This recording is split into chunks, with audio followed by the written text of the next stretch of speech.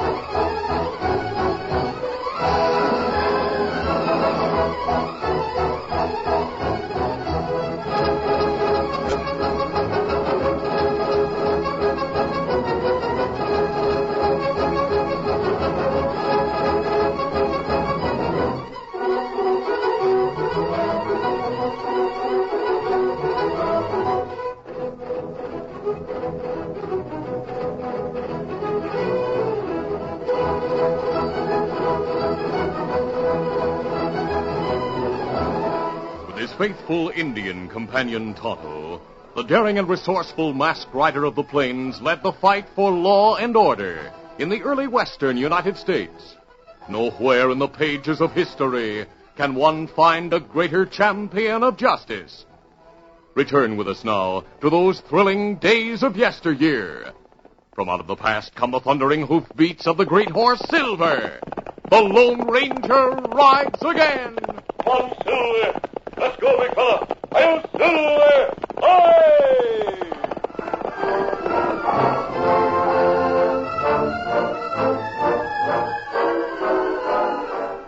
Two men shared a room in Ma Hank's hotel in Modoc City. A self-styled colonel with a non-existent Civil War record, Owen Dodge was heavy-set and pompous. His moon-shaped face was adorned with sandy-colored mutton-chop whiskers, which served as an excellent disguise.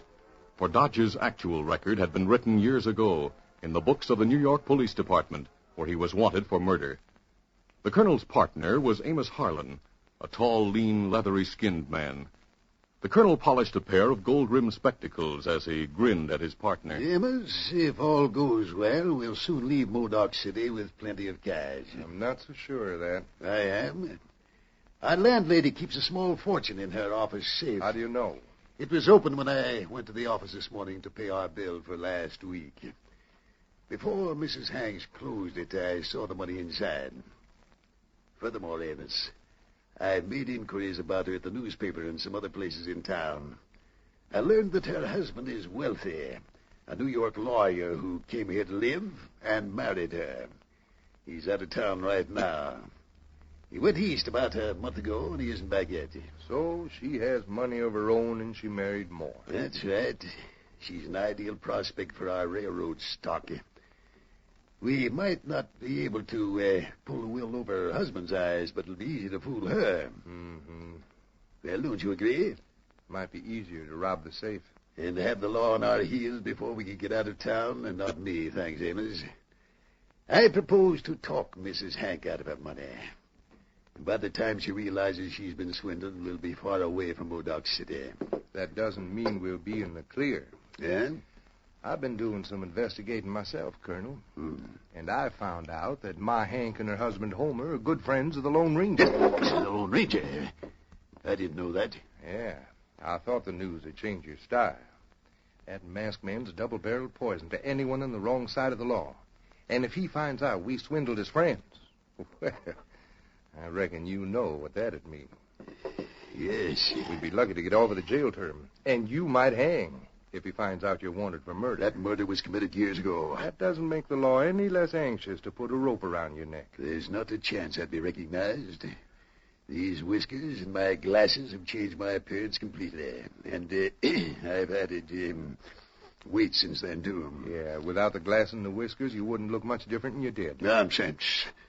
The authorities have forgotten all about me. They gave up the search long ago. The law never forgets a murderer, Colonel. You're not in the clear yourself, Amos. I may be wanted in the east, but you're wanted in the southwest. I'm not wanted for murder. That's because you never left any witnesses to identify you. That makes me smarter than you were. Are you losing your nerve? Why let the thought of a masked man panic you at this stage of the game? I don't want to go to jail. We've sold a lot of worthless stock without being caught. We can get away with it once more. Just what do you mean, once more? We've been dealing in petty change, taking a couple of $100 here and there. But Mrs. Hank is different from the small ranchers, homesteaders, and storekeepers we've cheated. She has real money. Yeah, those ranchers and homesteaders didn't know the Lone Ranger. The Lone Ranger can't do anything to us once we're across the border. Oh, so you're planning to go to Mexico? Yes, and I'm going to take a lot of Ma Hank's money with me. If you don't want to share the profits, it's all right with me. I'll pool the deal alone. I'll stick with you, Colonel, but I sure hope we don't meet that masked man. Forget him. As far as we know, the Lone Ranger's nowhere near Modoc City. The two confidence men didn't know that the Lone Ranger's teenage nephew occupied a room across the hall to await the arrival of the masked man and Tonto. While he waited, Dan spent a great deal of time with a fun-loving and mischievous orphan boy whose own age and named Inky, who had been adopted by the newspaper editor. As Dan entered the newspaper office late that afternoon, he didn't see Inky. He called. Inky! I'm back in the storeroom. Come on back, Dan. What are you doing? I'm supposed to clear this place out. It's filled with old newspapers from all parts of the country. Tom wants me to stack them in chronological order. Top one's dated 1859. Some of them are a lot older than that. Say, when's the Lone Ranger coming to town to meet you? Oh, I don't know. He just said he'd come to Modoc City after he and Tano made peace between two Indian tribes in the hills north of here. Oh, what are you reading, Dan? I was just looking at the front page of this old New York paper. Here's a picture of a man who was wanted for murder. Let's see. They reproduced an artist sketch of the killer. He doesn't look like a murderer. All murderers don't look alike, Inky. Let's change the looks of this one. Hand me the pencil, Dan.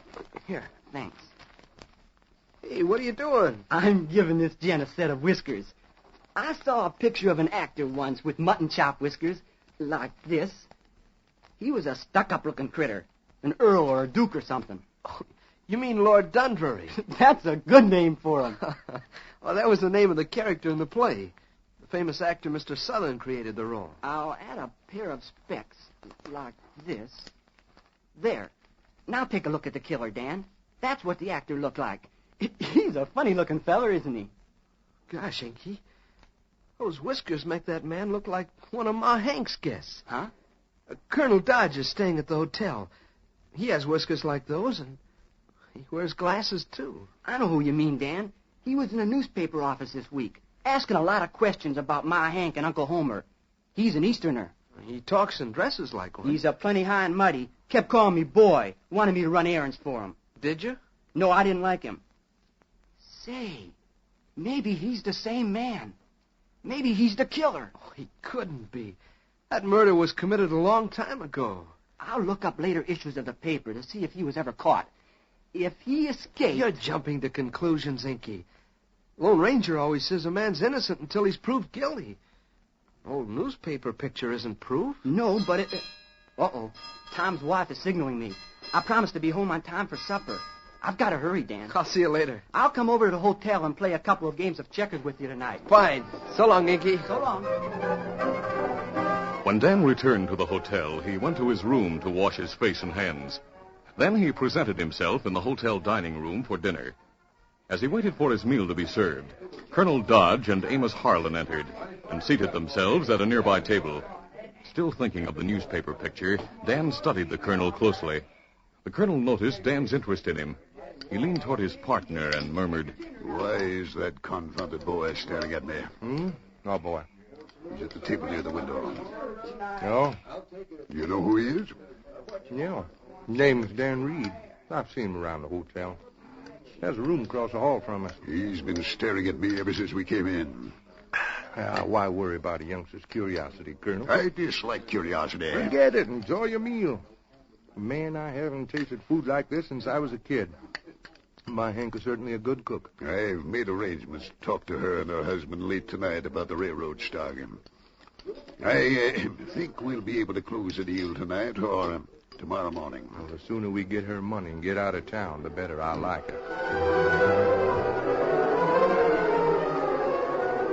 At 7 o'clock that evening, Inky came to Dan's room in the hotel.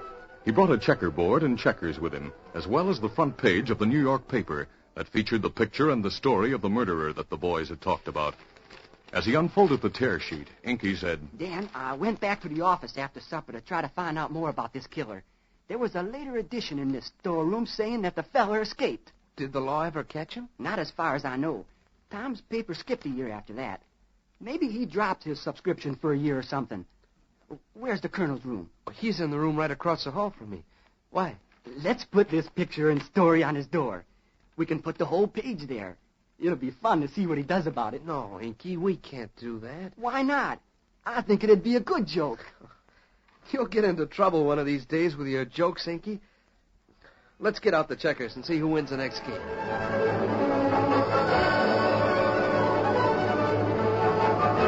2 hours later, Inky left Dan's room.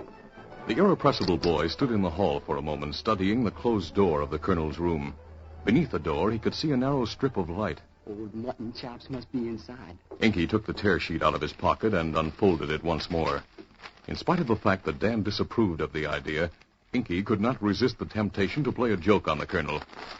He tore a hole in the sheet near the top of the paper. Then he fitted the page over the doorknob, rattled the doorknob, and ran down the hall to the stairs. By the time the colonel opened his door to investigate, Inky was on his way out the front door of the hotel. Anyone out there, Colonel? I don't see a soul, Amos. Maybe they're in the hall. The doorknob wouldn't have rattled if someone hadn't it. Amos. What's the matter? Look, fastened to the doorknob.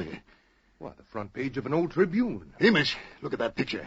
What a great day, Colonel. It's you. Yes. And the headline over the picture says, "Wanted for murder." Close the door before someone hears us. Yeah. It says, "John Black of this city is wanted for the brutal murder." I can read, Amos. Well, Colonel, looks like your new name and your whisker disguise weren't enough to fool the law. Yes, someone penciled those whiskers on that picture. Well, it's your picture, all right, no doubt of that. Yes. But who could have penetrated my disguise? Who could have guessed my identity?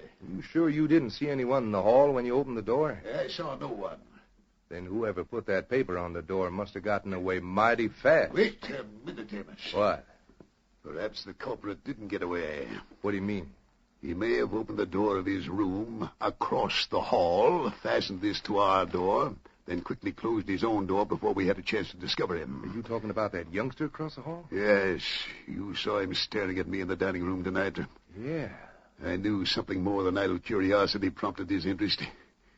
Just look at that picture, Amos. Those whiskers were obviously penciled by a youngster. I admit it looks like the work of a kid, all right. It's the work of Dan Reed. Come on. We must find out if anyone else knows my identity. How do you plan to find that out? I'll get the answer from Dan Reed.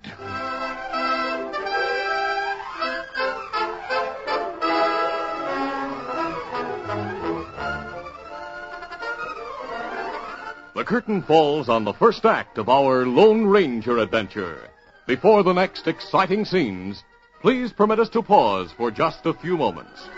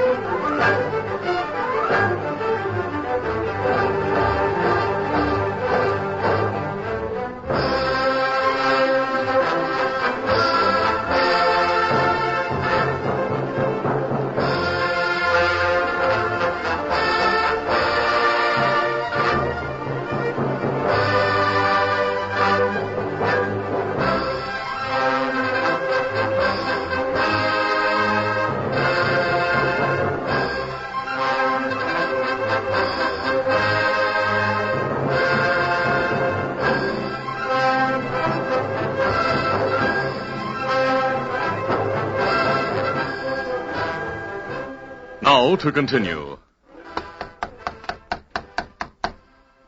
A few minutes later, Amos Harlan knocked on the door of Dan's room. Hello. You're Dan Reed, aren't you? Well, that's right, Mr. Harlan, Amos Harlan. Is anyone in your room? No. Why? My partner and I'd like to talk to him. How about stepping into our room right across the hall? Well, Look, I don't have time to palaver, Dan. Step into our room and move fast. What's the idea of the gun? You walk ahead of me or I'll crack your head with a gun barrel and carry out. All right. That's better. The door's unlocked. Just turn the handle and walk in. Here he is, Colonel. Good work, Amos. Now keep him covered while I ask the questions. Right. Now then, young man, what was the idea of putting that old newspaper page in our door? Newspaper page? Do you deny penciling these whiskers on this picture? Oh, so he did leave it on your door. Who's working with you? I don't know what you mean. Who put you up to this trick? Who besides you has penetrated my disguise? Disguise? There's no use playing dumb. We know you're wise to the Colonel. But I now don't... be sensible and tell us if anyone else knows about that murder. I can't tell you anything. You're making a mistake, boy. If I have to, I'll gun whip the truth out of you. Take it easy, Colonel. We can't start a ruckus in the hotel. Someone will hear us. But we can. We'll have to get the boy out of here. How? We'll start this way. Sorry, Dan, but if you're unconscious, you'll be a lot easier to handle. You knocked him out. That's right. We're going to get him out of the hotel. We'll have to gag him, tie his hands and feet, and carry him out the back way. What'll we use to tie him? Got a couple of lengths from that coil of rope hanging by the window. See, that's a good idea. I always wondered why hotels kept coils of rope near the window. It's a means of escape in case of fire. Well, we take him when we leave here. I'll take him to that old trapper's shack we saw on our way to Modoc City. Yes, I remember the place. It's north of town. That's right. While I'm going there, you better go talk to my Hank. If you can't get the cash from her tonight, we'll never get it. Because we can't afford to stay around town any longer. I'll get it. Then I'll join you at the shack. By that time, you should be able to make the boy talk. Colonel Dodge found Ma Hank in the hotel kitchen. As he accepted the big cup of coffee the landlady offered him, the colonel remarked, I hoped to be able to talk to you and your husband this evening, Mrs. Hank. I'm expecting Homer back tonight, Colonel Dodge. Is he out of town? He was back east on a visit. Well, I'll not be in town much longer, Mrs. Hank, and I want to give you an opportunity to buy the stock I told you about before I leave. Now, I'm in a position to offer this stock to a limited number of people. The colonel was a convincing salesman. Ma Hank was about to buy the worthless railroad stock when she heard a light tap on the kitchen window. She opened the door and exclaimed, Great sakes alive, the Lone Ranger. Good evening, Mrs. Henry. And Tonto, well, come in, come in. Oh, it's good to see you, Mrs. Henry. When'd you get to town? Just a few minutes ago. We stayed off the main street to avoid being seen. Where's Uncle Homer? Ma explained that she expected her husband momentarily and introduced the masked man to the uneasy colonel, who had been nearly paralyzed with fear when the masked man entered the kitchen. Then the Lone Ranger asked for Dan Reed. Ma left the kitchen to call the boy. The colonel hurriedly pushed back his chair. Well, I'll go to my room and join my friend Amos. Honored to have met you and your Indian friends, sir. Good night. Instead of going to his room, the panic-stricken colonel went out the front door of the hotel and rushed to the livery stable. He rented a horse and raced out of town. Get up there. Get up. Meanwhile, Ma Hank was on her way back to the kitchen to report that Dan was not in his room. As the buxom landlady came down the front steps, she saw Inky standing in the doorway looking down the street. The mischievous boy was laughing heartily, for he had just seen the colonel racing out of town. Thinking his joke had been a huge success, he was about to go to see Dan when Ma gripped his shoulder. Hey, what? Inky, where's Dan? In his room. I just came from there. He's gone. Where'd he go? That's just what I want to know. And the Lone Ranger will ask the same question. The Lone Ranger? Is he here? Yep, he's in the kitchen. Now come along, Inky. He'll want to talk to you. In the kitchen, Inky explained to the Lone Ranger that he had not seen Dan since he left his room after the checker game. Where's the colonel? He has the room across the hall from Daniel's. Maybe he heard the lad go out. The colonel left to go to his room. He's not in his room. I saw him riding out of town a few minutes ago, and he was traveling plenty fast. I figure that newspaper picture scared him so bad he wanted to get out of town before the law started after him. Inky stopped abruptly. He hadn't meant to tell Ma Hank about the prank he had played on her guest, but the Lone Ranger picked up the boy's remarks and questioned him at length. Squirming uneasily, Inky confessed what he had done. Inky, I ought to tan your hide for coming into my hotel and tormenting my guests. Gosh, Ma, I'm sorry. I won't do it again. You're doggone right you'll not do it again. Now, Mrs. Henry, if the colonel was innocent, he had nothing to fear. He looked plenty scared when I saw him. He sure was in a hurry to get wherever he was going. Well, he must have left here soon after I went to look for Dan. Yes, he did. I think we'd better question the colonel's friend Amos. I'll take you to their room.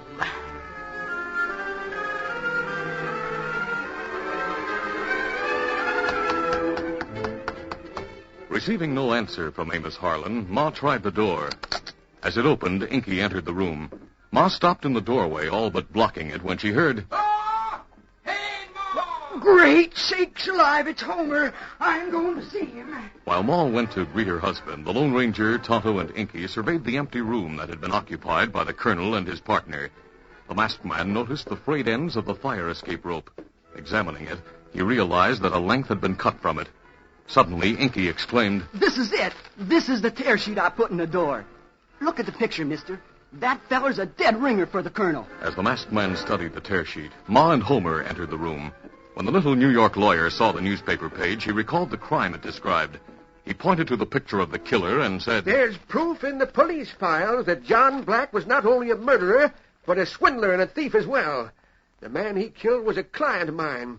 Unfortunately, Black escaped the law. Was he ever captured? He was never found. He disappeared completely. Then it's possible that Black came to the West, assumed an alias, grew a beard, and then... Homer, did you say that feller was a swindler? That's right, my dear. He sold countless people worthless stock in non-existent gold mines and oil wells. Why, that no-good, double-dealing, triple-twisted polecat. What's wrong? He was trying to sell me railroad stock. Oh, Maud, did you buy it? No, but I might have. I knew he was a crook. I told Dan he was the killer. Mister, there's no doubt in my mind that John Black and this so-called Colonel Dodge are the same man. You may be right, Homer. I'm wondering if there's any connection between the colonel and Dan's disappearance. Inky, was the colonel's partner with him when he left town? No, sir. Old Mutton Chops was alone. He was riding a rented All right, horse. come on. We'll question the man in the livery stable. He'll be able to tell us whether or not Amos Harlan rented a horse. If he did, that means they both left town. At the livery stable, they learned that Amos Harlan had rented a light buckboard as well as a horse.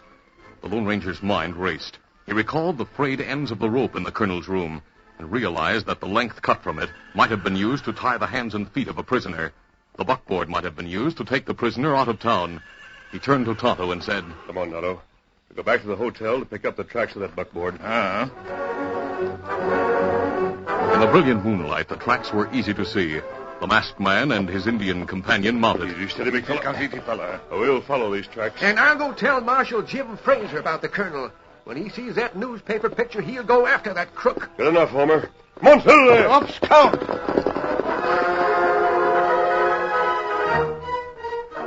When the colonel reached the lighted shack on the edge of town, he saw the buckboard at the side of the old weather-beaten cabin. Oh, there. As he drew rein and dismounted, he wasn't aware of his disheveled and dusty clothing. The fastidious colonel avoided travel by horseback whenever possible. He disliked horses, and as he strode toward the door of the shack, he thought sourly of the long, uncomfortable ride ahead of him. Amos. I'm here, Colonel. Did you get Ma Hank's cash? No. Well, why not? Why did... What's happened to you? You look like you've been dogging a couple of locoed steers. Where's your hat? I left Where's town your... in a hurry. We've got to keep going. Get set to travel. Where to? To the border as fast as horses will carry us. Well, why? What's the hurry? The Lone Ranger showed up in town. The Lone Ranger? At the hotel. Well, What's more, he's looking for this boy. Good, I'm glad to hear that. Shut up, you sneaking little snooper. If you hadn't mixed into our affairs, we wouldn't be in trouble. And I couldn't get him to talk, Colonel. He admits someone else in town knows about the newspaper story, but he won't mention names. If I had time, I'd make him talk. But come on. The faster we move, the farther we'll be from that masked man. Amos climbed to the seat of the buckboard, and the colonel mounted his rented horse. They were about to start when they saw two riders approaching. As the two horsemen came closer, the colonel recognized them. It's the masked man and Tonto. Let him have it, Amos. Shoot him. Kill them both. The Lone Ranger and Tonto saw the fugitives reach for their guns. The masked man drew his Colts. He fired from the saddle, an instant ahead of the panicked fugitives. Amos and the colonel cried out with pain as silver bullets struck their mark. My arm is busted. My shoulder! Oh, my shoulder! Kimasabi, that Dan. Easy, steady, big fella. He's inside the cabin. Keep these two covered while I go get him, Tonto.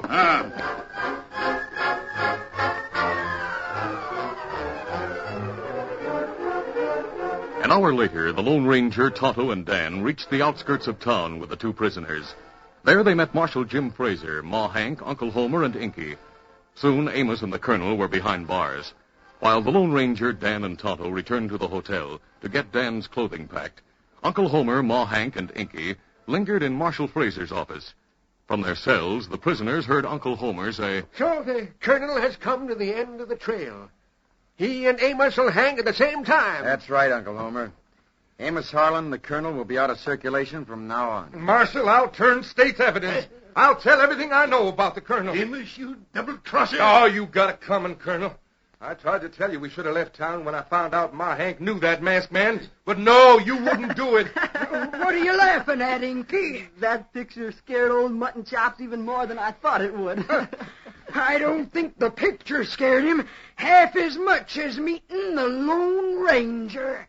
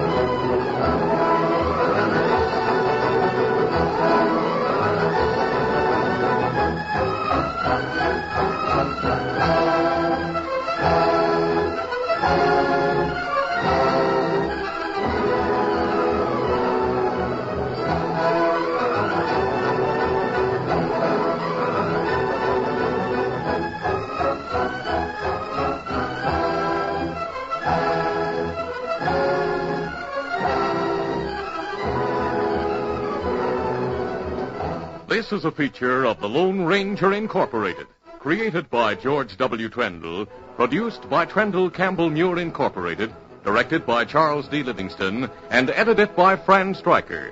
The part of the Lone Ranger is played by Brace Beamer.